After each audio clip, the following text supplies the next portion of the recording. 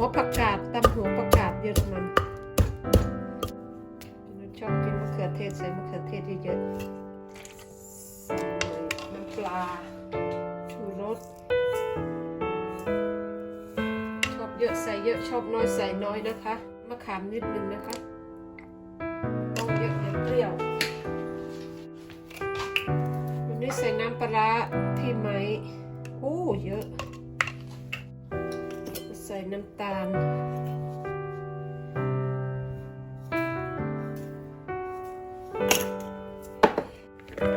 ใส่พริกหยวกแล้วก็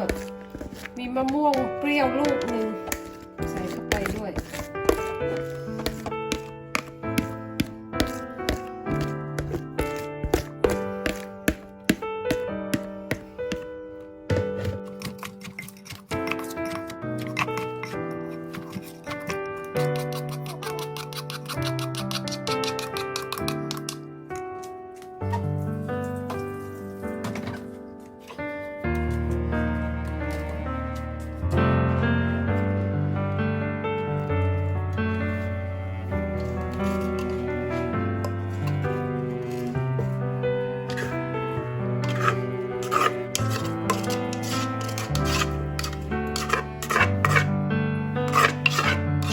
กินกับผักตะกะแตนนะคะเพื่อนๆ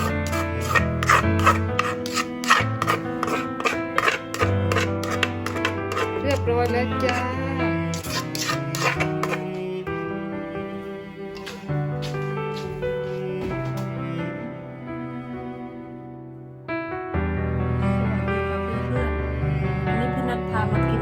ตำหัวผักกาดรวมกับมะม่วงเปรี้ยวนะคะแล้วก็มีตีนไก่ผักก็มีกินกับผักตะกะแตนนะคะมีพริกมีตีนไก่ที่พี่นัทแต่งไว้จากคลิปที่ทำขนมจีนแล้วมากันเลยนะคะแซ่บๆด้วยกันจ้า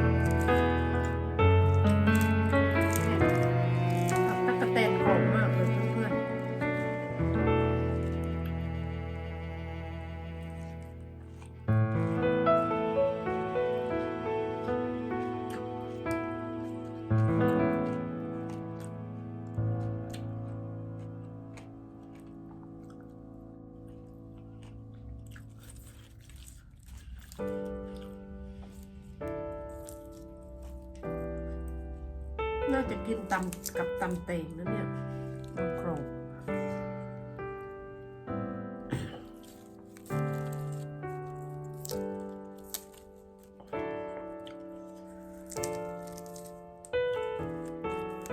หัวผักกาดกรอบเป็น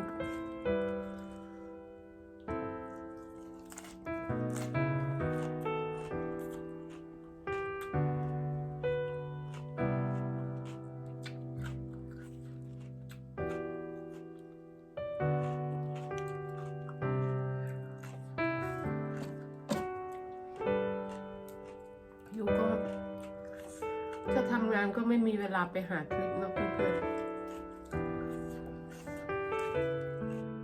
เหนื่อยก็อยากกินแต่เผ็ดๆเนาะ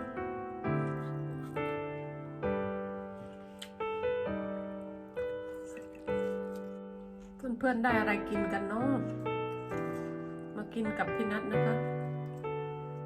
ถ้ายังกลับไปหาเพื่อนๆไม่ทั่วถึงก็ขอโทษขออภัยนะคะพี่นัทจะพยายามกลับไปหาเพื่อนๆทุกวันทุกคนนะคะเห็นอวบมากๆผักในกรีนเฮาส์ของพี่นัทก็กำลังงามแล้วก็กินคนเดียวก็กินไม่ทันเนาะ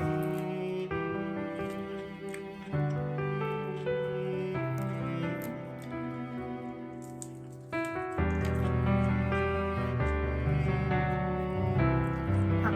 ตะกะแตนก็กรอบแล้วผักกาดก็กรอบ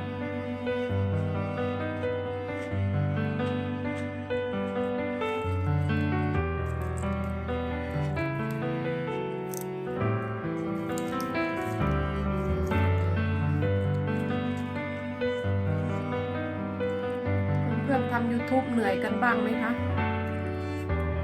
ก็คงจะเหนื่อยคงจะท้อก็สู้ๆนะคะ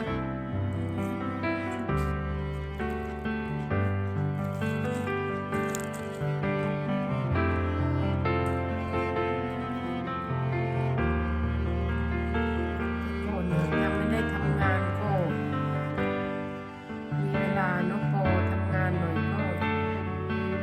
เราก็ต้องเอางานประจำเราไว้เนา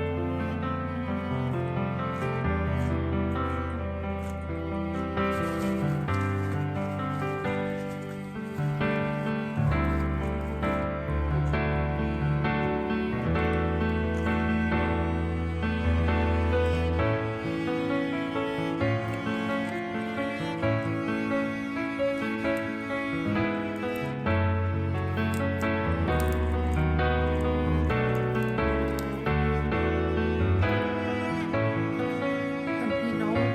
ทั้งเพื่อนเก่าเพื่อนใหม่ฝากกดไลค์กดแชร์เป็นกำลังใจให้ด้วยนะคะเพื่อนใหม่ก็ฝากกดซับสไครต์ให้ด้วยนะคะเพื่อเป็นกำลังใจไปทำคลิปต่อไปนะคะสำหรับเพื่อนใหม่ก็ต้องรอหน่อยนะคะเพราะว่า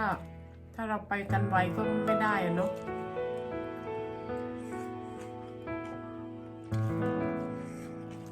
เราก็ต้องทำตามกฎระเบียบของ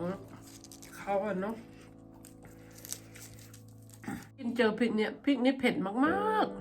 ๆอร่อยนะเนี่ยผักชีพี่นัทปลูกเองขอบคุณเพื่อนพี่น้องที่เข้ามารับชมทุกๆกำลังใจนะคะฝากกดไลค์กด Subscribe ให้พี่นัทเพื่อเป็นกำลังใจได้ทำคลิปต่อไปให้ชมนะคะเป็นกำลังและเป็นกำลังใจให้เพื่อนๆพี่น้องทุกคนนะคะสู้ๆนะคะคลิปนี้ก็ขอจบแค่นี้ก่อนนะคะบ๊ายบายจ้า